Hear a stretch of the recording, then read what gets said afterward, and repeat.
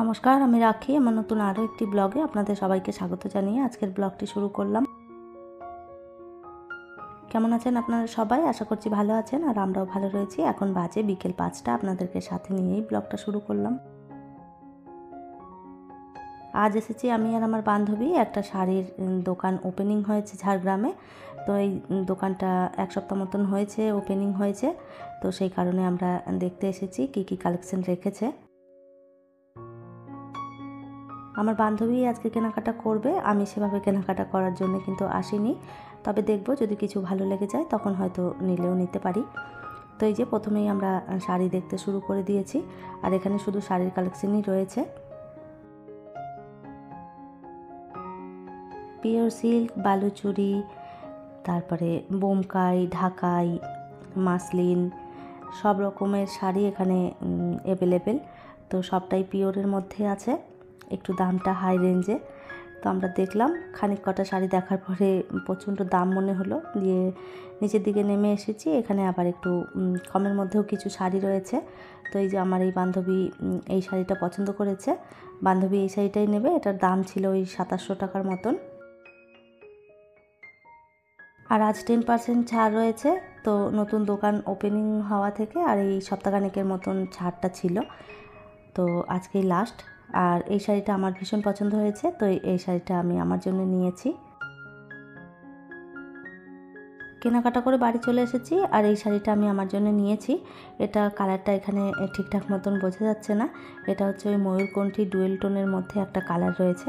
তো বেশ পছন্দ হয়েছে শাড়িটা। আর এই শাড়িটার নাম বললো হচ্ছে স্বর্ণচুরি। তো এই শাড়িটাই আমি নিলাম। কেমন হয়েছে আপনারা কমেন্ট করে অবশ্যই জানাবেন। কেনাকাটা করে আস্তে আস্তে একটুখানি দেরি হয়ে গেছে, আর এখন বাজে ওই 6:30 পৌনে 7টার মতন হবে। তো এসেই দেখছি সমস্ত ঘর দুয়ার ছড়ানো ছিটানো রয়েছে। আর বিকেলবেলাতেই আমি ঘর ঝাড়ু মেরে নিই একবার। তো আজ আর তো বিকেলে মারতে পারিনি, যেহেতু বাড়িতে ছিলাম না। তো ভাবলাম এখন শুধু ঘরটা আগে ঝাড়ু মেরে নিই, তারপরে সন্ধে দেখাবো। কোথাও বেরোলে আর সমস্ত কাজে দেরি হয়ে যায়। তো এই যে আজকে একটু সন্ধেটা দিতেও দেরি হয়ে যাবে মনে হচ্ছে। বিকেল থেকেই বৃষ্টি নেমেছে, বৃষ্টিতে আর মনে হচ্ছে বেরোনো যাবে না। সেই যে বিকেল থেকে বৃষ্টি শুরু হয়েছে, আর অনবরত বৃষ্টি পড়েই চলেছে। তো বৃষ্টির মধ্যে আর ভিজে ভিজে মোটামুটি এসেছি। তো খুব জোরে পড়ছিল না, সেই জন্যে খুব বেশি একটা ভেজা হয়নি। তবে একটু আধটু বৃষ্টি পড়ছিল আর হালকা হালকা ভিজে গেছি। এই মুহূর্তে আপনারা যারা আমার ভিডিওটি দেখছেন, প্লিজ একটি লাইক করে দেবেন। আর আমার ভিডিওর কোনো অংশ যদি আপনাদের ভালো লেগে যায়, কমেন্ট করে জানাতে ভুলবেন না। এই ধরনের ভিডিও যদি আপনারা আরও দেখতে চান, চাইলে কিন্তু আমার চ্যানেলটিকে সাবস্ক্রাইব করেও রাখতে পারেন। কাজটি যারা অলরেডি করে রেখেছেন তাদের অসংখ্য ধন্যবাদ। মিঠিস ওয়ার্ল্ড একটা আইডি থেকে একটা দিদিভাই কমেন্ট করে জানিয়েছেন যে ওনার কমেন্ট বক্সটা বারবার বন্ধ হয়ে যাচ্ছে। তো উনি ব্লগে বাচ্চা দেখায়, সেই কারণে হয়তো বন্ধ হয়ে যাচ্ছে। তো উনি জানতে চেয়েছেন আমাদের ব্লগেও তো আমি বিবেককে দেখাই, তো আমার কেন বন্ধ হয় না, ওনার কেন বন্ধ হয়ে যাচ্ছে। তো দিদিভাই, সবার প্রথমে বলি যে আমি ঠিকঠাক মতন তো সেরকম কিছু একটা জানি না। তবে বাচ্চা দেখালেই যে কমেন্ট অফ হয়ে যায় এরকমটা নয়। অনেকের ব্লগেই আমি দেখেছি যে ছোট ছোট বাচ্চা দেখায়, তাদের তো কোনো রকম কোনো অসুবিধে হয় না। আর ঠাকুরের কৃপায় আমারও কোনো রকম কোনো অসুবিধা এখনও পর্যন্ত দেখা দেয়নি। তবে আপনার কী কারণে এটা হচ্ছে আমি ঠিকঠাক বলতে পারবো না। তবে আমার মনে হয় না যে আপনার বাচ্চা দেখানোর কারণে কমেন্ট বক্সটা অফ হয়ে যাচ্ছে।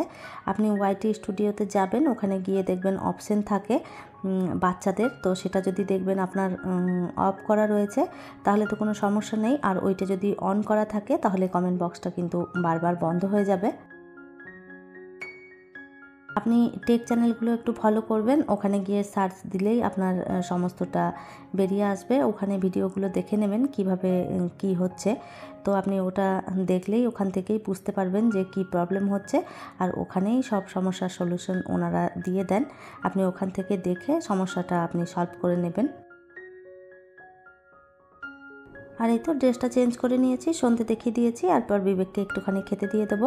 তো ওকে আজকে জিজ্ঞাসা করলাম বর্নভিটা খাবে কি না। তো বললো আমি আজকে আর বর্নভিটা খাবো না, আমাকে চিনি দিয়ে দুধ দিয়ে গুলে দিয়ে দাও। ওটাই ওর জন্য করে দিলাম। তো ওকে আগে গিয়ে দিয়ে দিই খেতে। তার আগে একটুখানি আপেল কেটে দিয়েছিলাম, সেগুলো একটুখানি খেয়েছে আর বাকিটা রেখে দিয়েছে। আর এই যে বই খাতা সমস্ত ফেলে রেখে দিয়েছে। তো জায়গা মতন জিনিসগুলো একটুখানি তুলে রাখবো।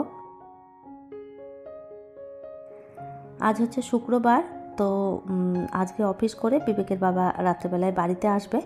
তো এই যে অনেকটা দুধ জমা হয়ে গেছে, কালকের দুধ রয়েছে, আজকের দুধ রয়েছে। তো ভাবলাম এতটা দুধ দিয়ে আর কি করা হবে, তো একটুখানি পায়েস বসিয়ে দিই। আর এমনিতেও বিবেকের বাবা মিষ্টি জিনিস খেতে একটু পছন্দ করে, তো ভাবলাম পায়েসটা এখন বানিয়ে দিলে এসে রাতেও খেতে পারবে, আর কাল তো সারাদিন বাড়িতে থাকবে, একটু একটু করে খেয়ে নেবে।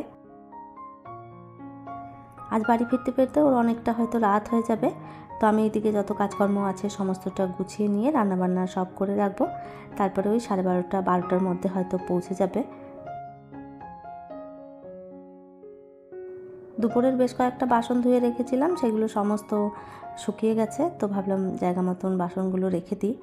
আর এই যে আমাদের এই দিকটাতে এত বৃষ্টি শুরু হয়েছে, সকাল থেকে পড়ছে, বিকেল থেকেও অল্প অল্প পড়ছিল। আর এই যে এখন তো এত বৃষ্টি শুরু হয়েছে, আমি ভয়েস দিতে বসেছি, বাইরে থেকে বৃষ্টির আওয়াজ হয়তো আসছে, তো শো শো করে আওয়াজ আসছে, আপনাদের হয়তো একটু অসুবিধা হতে পারে। প্রত্যেক দিন এতগুলি করে বাসন বের হয়, আমি আর বিবেক দুজন রয়েছি, রান্নাবান্না সেভাবে খুব একটা করি না, তাতেও যে এত বাসন কোথা থেকে আসে আমি নিজেই বুঝতে পারি না। এক ঝুড়ি বাসন দুপুরবেলায় ধুয়ে রেখেছিলাম, তারপরে এই যে একটা একটা করতে করতে আরও বেশ কয়েকটা বাসন বেরিয়ে গেল। এগুলোতে সমস্ত দুধ রেখেছিলাম একটু একটু করে, তো সেই বাসনগুলো দেখলাম খালি হয়েছে, সেই জন্যে একবারে এখন ধুয়ে রাখি, নাহলে আবারও দেখা যাবে রান্নাবান্না করে আরও বেশ খানিক কটা বাসন বের হবে, সেগুলোও সব ধুতে হবে। তো তার আগে এই কটা একটুখানি ধুয়ে নিই।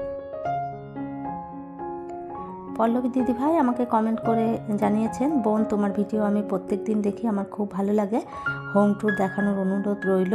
তো আপনারা অনেকেই আমাকে হোম ট্যুর দেখানোর জন্য অনুরোধ করছেন, তো আমি একটুখানি গুছিয়ে নিই, কয়েকদিনের ভিতরেই আমি হোম ট্যুরটা দিয়ে দেবো। কয়েকদিন বলতে এই যে আজকে বিবেকের বাবা আসবে, বিবেকের বাবা দুদিন থাকবে, তো ব্যস্ত থাকবো রান্নাবান্নাতে। তো বিবেকের বাবা চলে গেলে তারপরে ভাবছি সমস্তটা গুছিয়ে নিয়ে আপনাদেরকে একটা হোম ট্যুর দেবো। পল্লবী দিদিভাই কমেন্ট করে জানিয়েছেন সে আসাম থেকে আমার ভিডিও দেখেন। তো দিদিভাই আপনাকে অসংখ্য ধন্যবাদ আর অনেক ভালোবাসা। আর এই তো পায়েসটা মোটামুটি হয়েই এসেছে, আর একটুখানি সময় ফুটলেই তারপরে নামিয়ে দেবো। এখনও পর্যন্ত চিনিটা দেওয়া হয়নি, ভালো করে একটুখানি সিদ্ধ হয়ে যাক তারপরে চিনিটা দেবো। আগে থেকেই চিনি দিয়ে দিলে আর চালটা গলতে চাইবে না, তো সেই জন্য ভাবলাম আগে চালটা গলে যাক তারপরে চিনিটা দেবো। আর এই তো বিবেকের বাবা এসে রুটি খাবে, তো সেই জন্য আটা মেখে নিচ্ছি। তো আটা মেখে রুটি করব, আর এইদিকে পায়েস, আর তার সাথে একটুখানি বেগুন, ভেন্ডি, আলু সমস্ত মিশিয়ে ডাল দিয়ে একটা সবজি মতন করে দেব। তো এই যে পায়েসটা হয়ে গেছে রেডি, আটাও মেখে নিয়েছি, আর এইদিকে সমস্ত সবজি কেটে রেডি করে নিয়েছি। এই ভেন্ডি, বেগুন, আলু, টমেটো সমস্ত দিয়ে আর মুসুরির ডাল দিয়ে আমি একটা তরকারির মতন রান্না করি। এটা বিবেকের বাবার খুবই পছন্দ, খুব ভালোবাসে খেতে রুটি দিয়ে, তো ভাবলাম এটাই করে দিই। তো অনেকদিন বাড়িতে খাইনি, তো একটু মন পছন্দ খাবার পেলে বেশ ভালো হবে। তো মাছ, মাংস, ডিম কিছুই রান্না করতে বারণ করেছে ফোন করে, কেননা অত রাতে আসবে, অত রাতে এসে আর উল্টোপাল্টা কিছু খেতে চাইবে না, তো সেই জন্যে প্লেন রান্না করতে বলেছে। তো এটাই আমার মনে হলো এই রান্নাটা ভালোবাসে খেতে, এটাই করে দিই। আর এই যে বসিয়ে দিয়েছি। আর এই রান্নাটা করতে খুবই তাড়াতাড়ি হয়ে যায়, কোনো বাটাবাটির ঝামেলা ছাড়াই, তো সেই জন্য এই রান্নাটা করতে আমারও বেশ ভালো লাগে। তেলের মধ্যে একটুখানি 5 ফোড়ন দিয়েছি, তার মধ্যে দিয়ে দিয়েছি পেঁয়াজ কুচি, রসুন কুচি, লঙ্কা চেরা, তো সমস্তটা দিয়ে ভেন্ডি, আলু আর বেগুনটা একটু ভালো করে নেড়ে চেড়ে তারপরে ওর মধ্যে টমেটো দিয়ে দিয়েছিলাম, নুন, হলুদ, জিরের গুঁড়ো আর ধনে গুঁড়ো দিয়েছি, আর তারপরে দিয়ে দিয়েছি একটুখানি মুসুরির ডাল। তো খুব বেশি মুসুরির ডাল দিলে ভালো লাগবে না, অল্প করে দিয়েছি। আর এই তো ডালটা ফুটে গিয়ে তারপরে আলু, টমেটো সমস্ত সিদ্ধ হয়ে গেছে, আর নামিয়ে দিয়েছি, আর এইদিকে রুটিগুলো করে নিচ্ছি। এখন ওই 10:30টার মতন বেজে গেছে, তো আগে রুটি তরকারিটা করে বিবেককে খাইয়ে দেবো, কেননা ও তো বেশি রাত করে আর জেগে থাকতে পারবে না, যদি ঘুমিয়ে যায় যাবে, আর যদি জেগে থাকে তো থাকবে।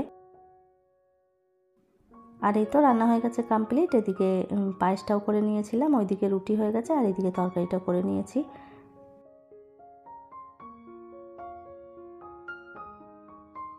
আর এরপরে রান্নাঘরটা একটু ভালো করে গুছিয়ে নেব, আর যে কটা বাসন বেরিয়েছে ওই কটাও ধুয়ে নেব, তাহলেই মোটামুটি আমার কাজ হয়ে যাবে কমপ্লিট।